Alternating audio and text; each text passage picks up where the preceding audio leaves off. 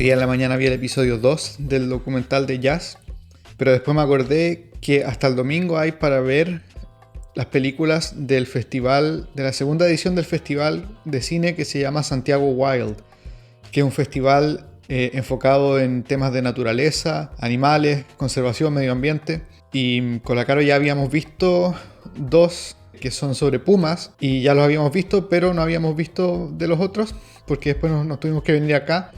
Así que les aviso también, si se meten a santiagowild.com, queda hasta el domingo para ver todas estas películas, se pueden ver gratis. Les recomiendo, una recomendación súper fuerte es The Tiger Mafia, que es un documental de hace varios años, pero parece que le han agregado cosas, porque por ejemplo el documental es del 2016, pero tenía menciones en la edición de ahora, tenía menciones al coronavirus, a la pandemia. Entonces parece que le han agregado cosas entre medio, y ese es un documental espectacular. Eso sí, de acuerdo a las sensibilidades de cada uno, puede ser súper difícil de ver por el tema que trata. Es bien delicado y tiene imágenes bien fuertes, pero por lo mismo es recomendado que lo vean. Así que me quedan unos pocos por ver, ojalá terminar de verlos de aquí al domingo.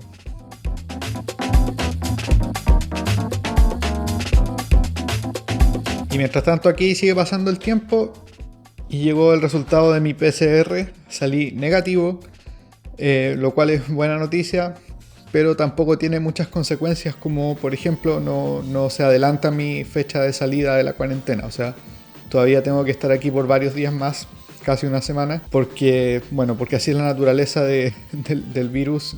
Todavía me podrían empezar síntomas más adelante, así que tengo que seguir acá. Y bueno, voy a seguir acá, y todavía podría salir positivo más adelante además, pero por ahora salió negativo, así que yo continúo en mi encierro.